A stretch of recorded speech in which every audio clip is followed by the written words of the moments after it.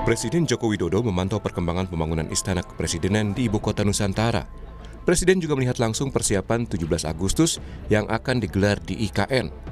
Jokowi menegaskan pembangunan tahap 1 IKN saat ini sudah mencapai 80% dan siap melaksanakan upacara bendera 17 Agustus 2024. Di sela kunjungannya, Jokowi juga bicara soal mundurnya Kepala Otoritas IKN Bambang Susantono dan wakilnya Doni Rahayu, dikaitkan dengan perkembangan investasi di sana. Presiden yakin mundurnya dua pejabat itu tak berdampak pada minat investasi di IKN.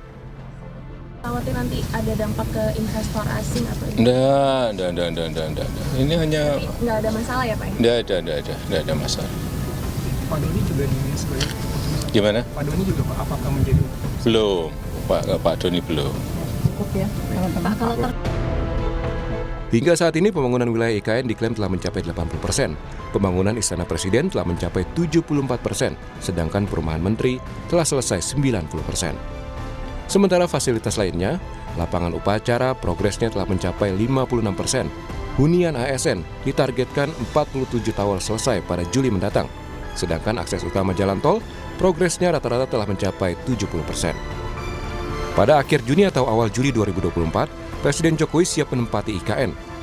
Sementara untuk ASN, Mendagri Tito Karnavian bilang, bila mereka ke IKN akan jadi prioritas mendapatkan promosi jabatan. Tim Liputan, Kompas TV.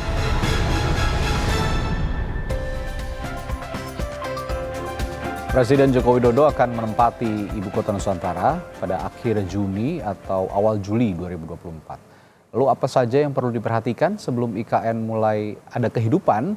Kita bahas bersama Ketua Umum Ikatan Ahli Perencanaan Indonesia, Henrikus Andi Simarmata, dan Ekonom Universitas Paramadina, Wijayanto Samirin. Selamat pagi Bapak-Bapak. Pagi. Ya, saya ke Pak Hendri dulu. Pak Hendri, ini Presiden akan pindah ke IKN, paling cepat akhir Juni katanya. Kalau menurut Anda, apa yang harus diperhatikan sebelum benar-benar menempati wilayah yang benar-benar baru dibangun sebenarnya? Ya, pertama mungkin selamat dulu ya atas kerja keras 2,5 tahun lebih ini membangun infrastruktur dan bangunannya ya.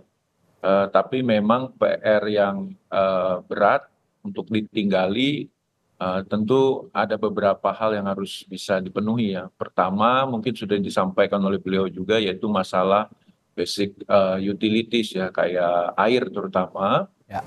energi, dan tentu juga buangan limbahnya gitu ya. Tetapi kalau kita boleh memberikan semacam ilustrasi, jadi beda sekali antara berkunjung dengan menjadi dwelling atau bertempat tinggal ya. Nah, Ya.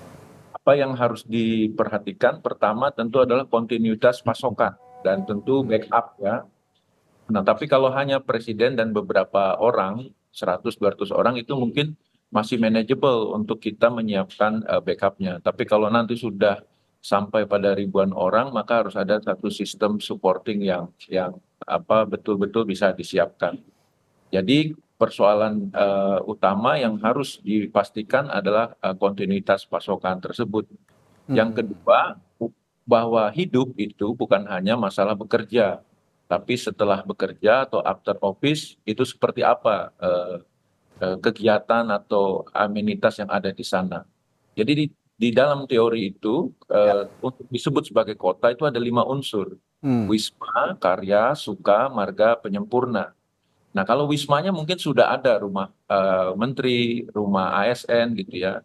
Karyanya itu adalah tempat pemerintahan sampai saat ini ya. Jadi tempat kerjanya hanya masih pemerintahan, belum ada yang lain. Nah, marga itu sudah ada jalan, tapi pipa air masih sedang dikerjakan, dan beberapa energi juga saya lihat sudah ada solar panel. Jadi nanti mungkin sambil jalan. Tapi yang paling penting adalah suka dan penyempurna. Rumah sakit sudah ada, pendidikan juga, tapi sedang ongoing ya. Jadi bagaimana nanti kehidupan setelah bekerja, malam atau pagi itu bisa dipenuhi, terutama untuk rekreasi. Karena itu mempengaruhi dari performa ya. Kalau 1, 2, 3 hari fine, tapi kalau nanti sudah sebulan itu yang perlu diperhatikan dengan betul-betul. Baik, saya ke Pak Wijayanto. Pak Wijayanto, ini salah satu hal yang penting juga untuk mempercepat pembangunan IKN karena pembiayaan juga tidak bisa seluruhnya dari negara, dari pemerintah begitu. Lalu yang penting adalah menarik investor. Nah, sedangkan saat ini kan dari total sekitar 400 triliun ya kalau saya tidak salah. Ini baru sekitar ya 47 triliun ini anggaran yang segar yang ditarik dari investor. Nah, tapi kalau Anda lihat peristiwa kemarin dengan mundurnya kepala otorita IKN, seberapa besar pengaruhnya bagi masuknya para investor ini untuk mempercepat pembangunan IKN, Pak Wijayanto? Ya, makasih. Sebelum menjawab itu ya, saya ingin meng-highlight rencana Pak Jokowi pindah ke sana silakan. Juli nanti.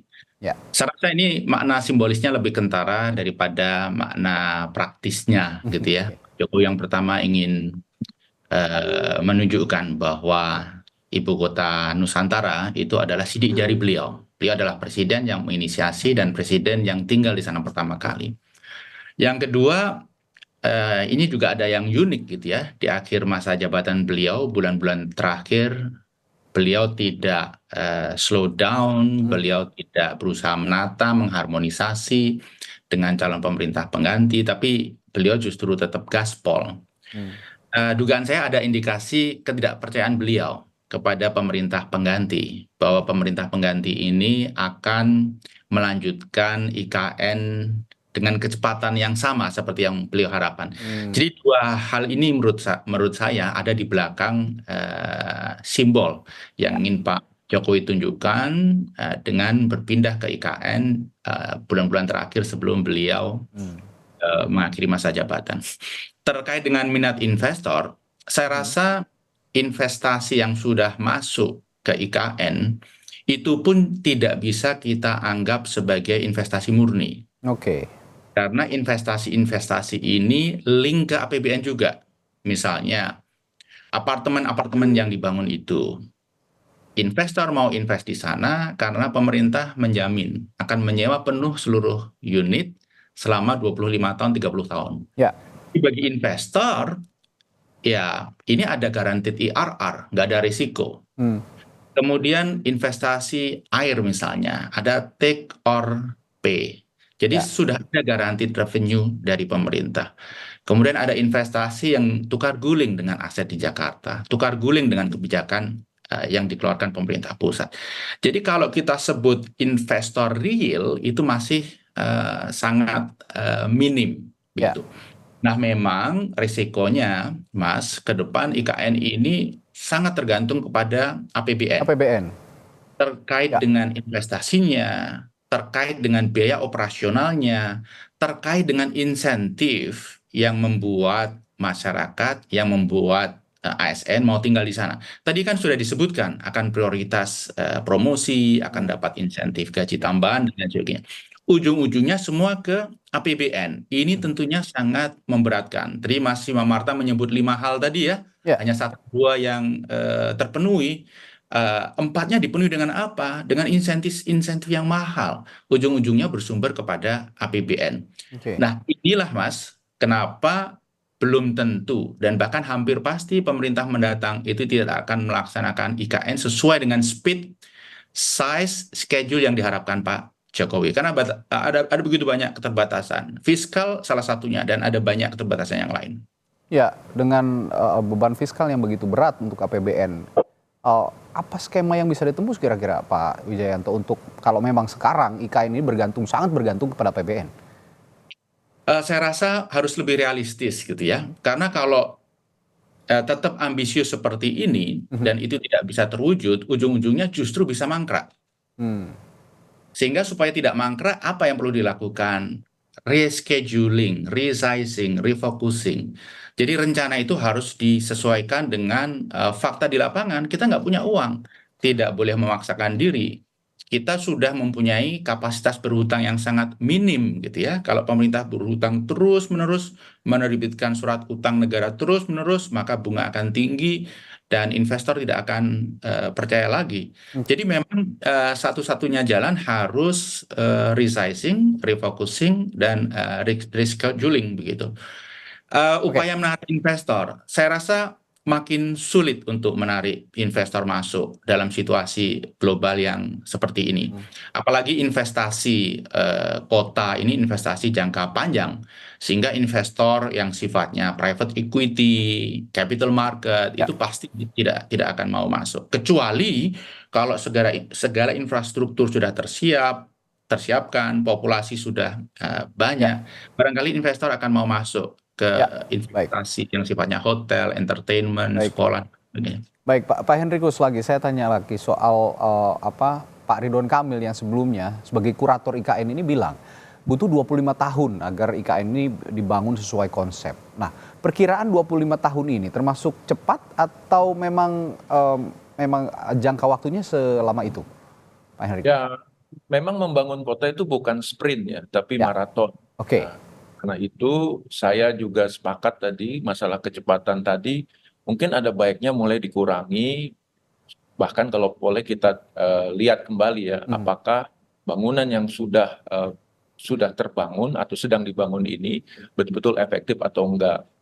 Mungkin kita perlu, sebelum saya menjawab waktu ya, mungkin kita menyarankan untuk bikin placemaking dulu ya. Jadi bangunan itu tidak akan bernilai apa-apa kalau tidak ada sense of belonging dari orang yang di sana. Nah, persoalannya adalah kita sudah membangun seperti itu dan meminta orang yang datang untuk bisa beradaptasi dengan bangunan tersebut. Nah, dalam teorinya sebaiknya memang ada co-creation. Jadi ketika ASN di sana, dia ditempatkan di satu apartemen gitu ya, dia tahu dia mau olahraga di mana dan seterusnya. Nah, jadi untuk bisa sampai ke membangun satu kota tadi yang Wisma Karya Marga Suka Penyempurna, maka diperlukan apa yang disebut tahapan-tahapan. Saat ini kita katakanlah seperti usia manusia, itu kita di bawah 3 tahun. Jadi golden age untuk menempatkan infrastruktur kota yang betul-betul handal. Karena dari sini nanti kita sudah mulai tahu bahwa apa yang masih kurang gitu. Jadi jangan terus digenjot semua, tapi lihat dulu. Misalnya dari rumah apartemen sekarang ke kantor 4 Kemenko itu kan ada 1 kilometer tuh jaraknya.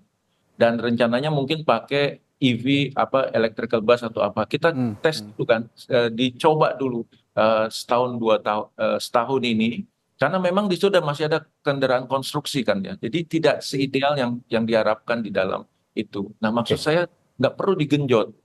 Jadi tidak ada masalah mau nanti jadi 30 tahun atau bahkan 40 tahun.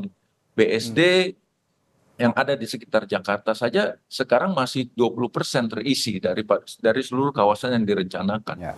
Padahal Jakarta kita tahu sebagai magnet yang paling besar ya. Spillover ekonominya membuat properti di sana tumbuh. Tapi kalau di IKN kan kita masih pakai insentif dari bahasa teman kita dari Paramadina ya. Artinya itu yang perlu disiapkan adalah bagaimana membuat tempat ini atraktif sehingga ASN yang di sana bukan karena dipaksa atau disuruh, tapi karena memang ingin mendapatkan suasana hidup yang baru yang lebih baik dibandingkan Jakarta. Isu yang mungkin selain air adalah isu suhu, karena dia ada di bentang hutan tanaman industri ya, yang tadinya memang nggak ada manusia di situ. Nah sekarang kita masuk cooling sistemnya ini, RTH-nya kan perlu waktu dia suksesi alamnya ya.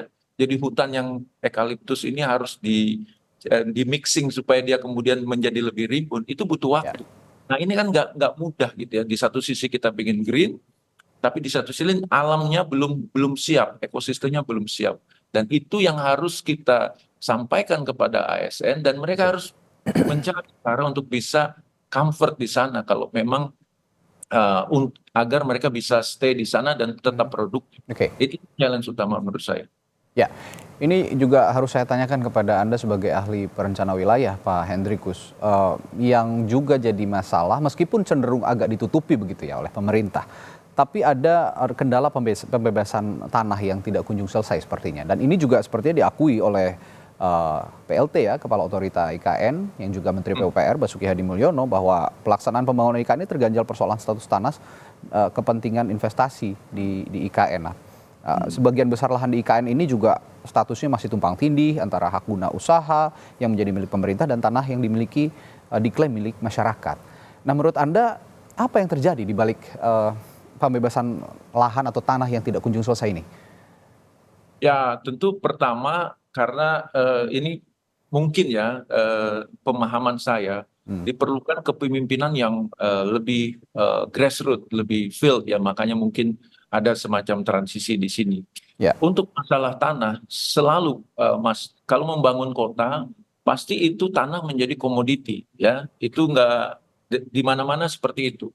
Nah sekarang waktu itu diakuisisi seharusnya di dalam kawasan itu kan punya kawasan hutan dan Ya. dilepaskan kepada otorita ya, sehingga kemudian harusnya tidak perlu di situ ada isu di situ, tapi ternyata ada orang yang sudah bermukim di situ. Pendekatan yang paling penting harusnya dilakukan pada saat perencanaan adalah mengikut sertakan mereka dalam zona pembagian zona waktu rencana ini dibangun. Gitu. Jadi kalaupun akhirnya mereka dialienasi karena memang ada kebutuhan tertentu, itu sebaiknya yang pilihan terakhir. Tapi bagaimana rumah-rumah mereka di situ justru menjadi daya tarik tersendiri. Karena kalau coba bayangkan kalau semuanya monoton, gedung-gedung seperti itu, apa bedanya nanti kita dengan di Dubai, dengan di Singapura, ataupun dengan di pinggiran Jakarta? Kita perlu kota yang vibrant gitu ya. Dan ada masyarakat di sana, justru mereka harus dibuatkan zoningnya dan diintegrasikan dengan fungsi-fungsi pemerintahan yang lain. Karena toh at the end banyak sekali sejarah kota mengatakan kalau kita bikin CBD toh ada pusat perkantoran saja, nanti sore sudah kosong. Makanya ada fungsi mixis di situ, ada residensial di situ. Dan itu perlu kita betul-betul, maksud saya tadi kecepatan diturunkan itu adalah kita kaji kembali, apakah desain ini kemudian setelah ditempati ada masalah sedikit apa enggak. Kalau kita pindahan juga gitu kan, sudah oh ada penyesuaian-penyesuaian. Apalagi nanti hanya 45 menit atau 30 menit ketika tol jadi. Orang dari Balikpapan ke ibu kota. Mas bisa bayangkan Randi kalau di situ weekend pasti kalau 40 menit 30 menit pasti pergi ke Balikpapan kan, sehingga kemudian untuk tempat IKN itu menjadi attach gitu ya, menjadi bagian dari kehidupan teman-teman ASN di sana menjadi tantangan tersendiri. Karena Balikpapan terlalu menarik untuk tidak didatangi weekend.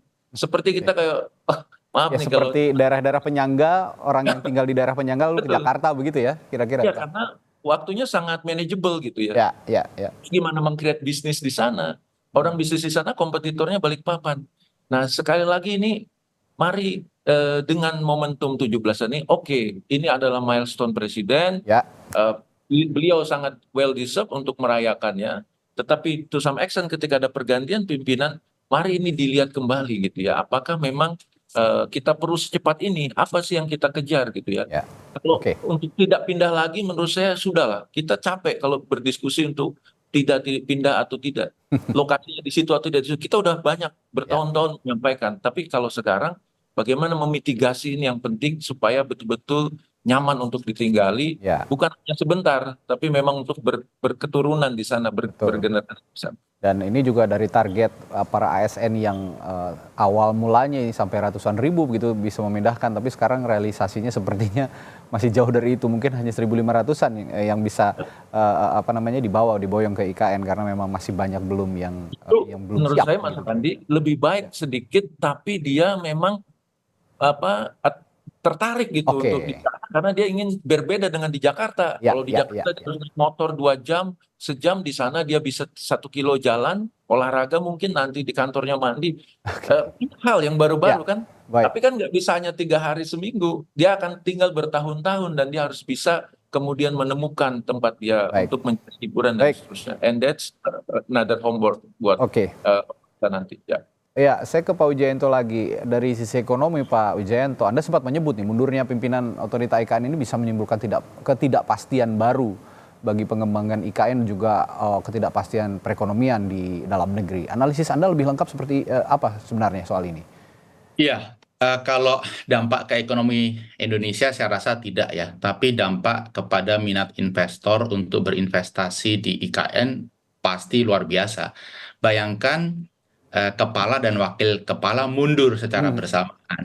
Pasti ini karena satu hal yang luar biasa begitu ya. Sehingga saya rasa banyak yang mengamati ini sebagai fenomena gunung es. Apa yang muncul di permukaan itu baru sebagian kecil saja dari begitu banyak permasalahan yang luar biasa. Masalah tanah tadi yang disampaikan oleh Pak Hendrikus itu Ya. rumit. Ya, itu hanya satu dari puluhan. Saya ingin meng-highlight yang disampaikan Pak Hendrikus. Jadi sepakat sekali masyarakat kanan kiri, masyarakat sekitar itu harus dilibatkan dan dimuliakan. Bukankah tema memindah ibu kota ini adalah untuk memeratakan pembangunan dan kesejahteraan? Kalau masyarakat yang tinggal 1,5 kilo dari pusat ibu kota saja mereka tereliminasi menjadi tidak sejahtera, maka senario besar itu menjadi tidak justified. Ya. Saya melihat, Mas, memang ini harus di-resize, desainnya harus disesuaikan. Menjadikan IKN kota yang mandiri itu perlu waktu lama, biaya luar biasa besar. Redesign yang memungkinkan ya seperti apa yang tadi sudah disinggung oleh Pak Hendrikus. Jadi kota masyarakat tinggal di Balikpapan, kemudian IKN dijadikan murni kota administratif saja. Bahkan nanti mayoritas penghuni IKN commute dari Balikpapan ke IKN, saya rasa itu sesuatu yang normal saja. Ada begitu banyak kota di mana hal seperti itu terjadi di dunia ini. Ya kalau ya seperti di Jakarta juga ya yang saya diskusikan tadi dengan Pak Hendrikus bahwa daerah-daerah penyangga commute banyak sekali, termasuk saya tiap hari dari Tangerang Selatan ke Jakarta ya normal-normal saja. Tapi yang penting yaitu jangan sampai meminggirkan masyarakat sekitar begitu sehingga jadi masalah ke depannya begitu ya Pak Wijayanto. Ya, lalu terakhir Pak, yang bisa Anda sampaikan untuk apa ya? Ini juga masyarakat banyak keluhan soal yang sekitar ya, masyarakat sekitar termasuk juga daerah-daerah penyangganya, bahwa ini mengesampingkan mata pencarian mereka yang sudah ada. Ini jadi problem baru lagi sepertinya. Apa yang Anda bisa sampaikan soal ini untuk masyarakat-masyarakat yang merasa terpinggirkan mata pencarian oleh keberadaan IKN? Jadi saya lihat ya, kota itu pasti memerlukan begitu banyak pekerjaan. Ya. Pekerjaan-pekerjaan yang bisa dilakukan oleh masyarakat lokal, serahkan kepada mereka. Kalau mereka tidak memenuhi persyaratan, masih ada waktu untuk melakukan training dan edukasi. Saya rasa ini harus dinomorsatukan. Jangan tanah mereka hilang, pekerjaan mereka juga hilang. Ini kasihan sekali. Lain lagi, yang lebih besar, Mas, saya melihat sebenarnya IKN ini tidak boleh dilihat sebagai Menara Gading. Jangan sampai ini menjadi kota modern, megah di tengah-tengah Kalimantan, di mana kota-kota yang lain itu keteteran dan ketinggalan zaman. Misalnya Samarinda, Palangkaraya, kemudian Banjarmasin. Ini adalah kota-kota yang mereka tidak punya kapasitas atau daya untuk mengembangkan diri. Mereka nggak punya cukup anggaran dan resources dan lain sebagainya. Jadi pengembangan IKN menurut saya juga harus didesain terintegrasi dengan dukungan pada kota-kota di sekitarnya. Karena kalau tidak, kota-kota di sekitarnya tidak disiapkan, maka bisa dipastikan nanti urbanisasi itu. Dari kota-kota sekelilingnya orang berebut pindah ke IKN untuk mencari pekerjaan yang belum tentu pekerjaan itu tersedia. Jadi harus terintegrasi, jangan sampai ini dilihat sebagai proyek Menara Gading di Kalimantan. Oke, singkat Pak Hendrikus terakhir, ini juga soal pengerjaan IKN yang sepertinya sangat dikebut gitu ya. Ini berdampak pada para pekerjanya juga di sana yang berdasarkan liputan beberapa tim liputan kami di lapangan secara investigatif gitu, yang biasanya bekerja dari pagi hingga jam 5 sore harus lembur gitu sampai jam 10 malam, bahkan maraton, tidak ada hari libur. Nah ini secara kacamata perencanaan pembangunan dan wilayah, ada dampak negatif yang bisa harus dihindari nggak kira-kira Pak Hendrikus soal ini? Nah, bagi saya ya, kalau kan nggak mungkin kecepatan 100 km terus ya, nanti bahaya lah gitu ya. Nah, saya rasa mari kita sampai pada titik di mana perayaan 17-an ini itulah maksud saya ya sudah di situ. Nah setelah itu baru kita punya waktu sampai Oktober, Pak Presiden yang baru dan mungkin akan ada kepala otorita yang baru untuk tanda kutip menghidupkan tempat ini. Karena persoalan besarnya adalah bukan pada kita jago menempatkan bangunan, tapi membuat bangunan itu menjadi hidup dan menghidupkan orang yang tinggal di sana. bukan hanya masalah kerja, tapi juga masalah dia bisa mencari hiburan, bisa benar-benar menjadi settle di situ dan menjadi attach di situ. Itu yang menjadi PR besar dan butuh waktu. Karena kalau di sana semua misalnya kayak taman ya yang ada di istana, depan istana. Kalau ternyata kayak di Monas nggak boleh ada orang pakai, nggak boleh diinjak rumputnya, terus gimana kan? Jadi masih banyak aturan-aturan detail yang harus disiapkan. Karena akan ada ribuan orang mungkin di sana. Mari kita dari situ dulu tuh Ya. mempelajari pola behavior masyarakatnya supaya nanti bangunan-bangunan berikutnya bisa menyesuaikan. Yang penting Wisma Karya Margasuka penyempurna pada kawasan inti itu sudah ada dan bagaimana kemudian itu dikelola. Karena PR besar berikutnya menurut saya adalah mengoperasikan bangunan-bangunan itu. Maintenance cost sudah pasti tinggi, operational cost juga, dan itu nanti kita kalkulasi tuh. Waduh, kalau sebesar ini mungkin ada pertimbangan-pertimbangan lain yang mungkin nanti presiden atau kepala otorita yang baru bisa mengeksekusi.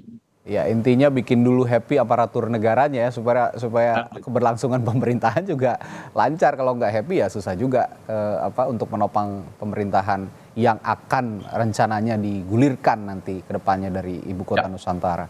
Baik, terima kasih Ketua Umum Ikatan Ahli Perencana Indonesia Henrikus Andi Simarmata dan Ekonom Universitas Paramadina Wijayanto Samirin telah berbagi perspektifnya pagi hari ini di Sapa Indonesia Pagi. Sampai jumpa lagi Pak, sehat selalu.